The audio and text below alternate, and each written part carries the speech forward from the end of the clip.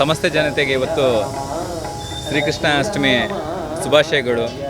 ಎಲ್ಲ ರೀತಿಯಲ್ಲಿ ಈ ವರ್ಷ ಆ ದೇವರ ಕೃಪೆ ರೈತರ ಮೇಲೆ, ಜನರ ಮೇಲೆ ಯಾವತ್ತೂ ಸದಾ ಇರಲಿ ಎಂದು ಈ ಕೃಷ್ಣ ಜನ್ಮಾಷ್ಟಮಿ ದಿವಸದ ಪ್ರಯುಕ್ತ ಇಡೀ ನಾಡಿನ ನಿತ್ಯ ಒಳ್ಳೆ ಮಳೆ ಆಗಬೇಕು, ರೈತರಿಗೆ ಒಳ್ಳೆ ಬೆಳೆ ಬರಬೇಕು, ಎಲ್ಲರಿಗೂ ಒಳ್ಳೆಯದಾಗಬೇಕು. ವಸುದೇವಸುತಂ ದೇವಂ ಕಂಸಚಾಣೂರಮರ್ದನಂ ದೇವಕೀ ಪರಮಾನಂದಂ ಶ್ರೀಕೃಷ್ಣಂ ವಂದೇ ಜಗದ್ಗುರುಂ.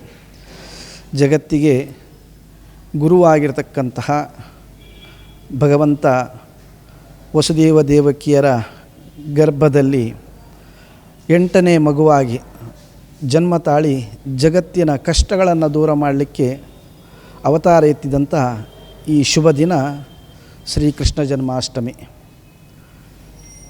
ಶ್ರಾವಣ ಬಹುಳ ಸೌರಮಾನ ಪದ್ಧತಿ ಪ್ರಕಾರವಾಗಿ ಸಿಂಹ ಮಾಸ ಕೃಷ್ಣ ಪಕ್ಷ ಅಷ್ಟಮಿ ಸಹಿತ ರೋಹಿಣಿ ನಕ್ಷತ್ರ ಇರುವಂತಹ ದಿನವನ್ನು ನಾವು ಶ್ರೀಕೃಷ್ಣ ಜನ್ಮಾಷ್ಟಮಿ ಅಂತ ಆಚರಣೆ ಮಾಡ್ತೀವಿ.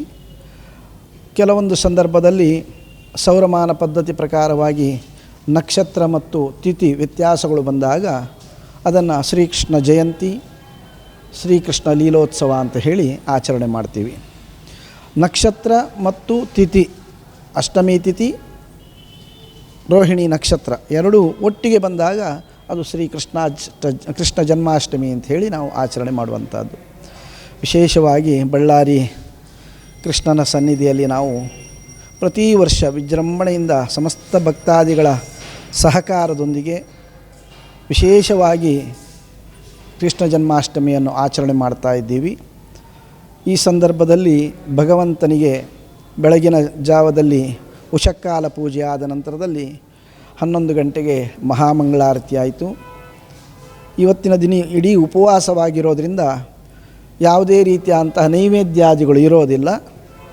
ಕೃಷ್ಣನಿಗೆ ಉಪವಾಸ ಇಲ್ಲ, ಆದರೆ ಕೃಷ್ಣ ರಾತ್ರಿ ಚಂದ್ರೋದಯ ಕಾಲಕ್ಕೆ ಹುಟ್ಟುತ್ತಾನೆ ಅಂತೇಳಿ ನಾವೆಲ್ಲ ಭಕ್ತರು ಉಪವಾಸ ಕೂತ್ಕೊಂಡು ಅವನ ದರ್ಶನವನ್ನು ಮಾಡಬೇಕು ಅಂತ ಅನ್ನೋದಕ್ಕೆ ನಾವು ಉಪವಾಸ ಮಾಡಬೇಕು.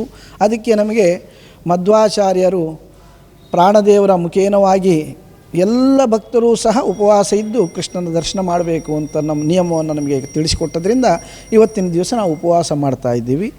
ಹಾಗೆ ಸಂಧ್ಯಾ ಕಾಲದಲ್ಲಿ 11:30 ಗಂಟೆಗೆ ರಾತ್ರಿ ಮಹಾಮಂಗಳಾರತಿ ಮಾಡಿ 12 ಗಂಟೆ 9 ನಿಮಿಷಕ್ಕೆ ಚಂದ್ರೋದಯಕ್ಕೆ ಸರಿಯಾಗಿ ನಾವು ಆ ಅರ್ಘ್ಯ ಪ್ರದಾನವನ್ನು ಮಾಡಿ ಕೃಷ್ಣ ಜನ್ಮಾಷ್ಟಮಿಯನ್ನು ವಿಶೇಷ ರೀತಿಯಲ್ಲಿ ಇವತ್ತಿನ ದಿವಸದಲ್ಲಿ ಆಚರಣೆ ಮಾಡ್ತೀವಿ.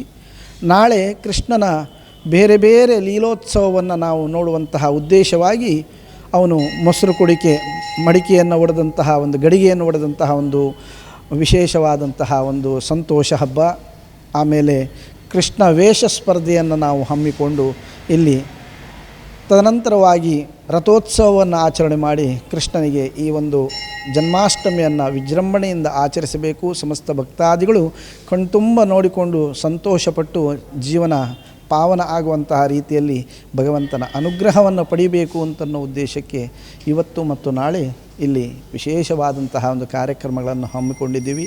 ಅದು ತಾವೆಲ್ಲರೂ ಭಕ್ತಾದಿಗಳೆಲ್ಲರೂ ಬಂದು ಶ್ರೀಕೃಷ್ಣನ ದರ್ಶನ ಪಡೆದು ಅನುಗ್ರಹಕ್ಕೆ ಪಾತ್ರರಾಗಬೇಕು ಅಂತೇಳಿ ನಿಮ್ಮ ಮುಖೇನವಾಗಿ ವಿನಂತಿಸಿಕೊಳ್ತಾ ಇದ್ದೀನಿ.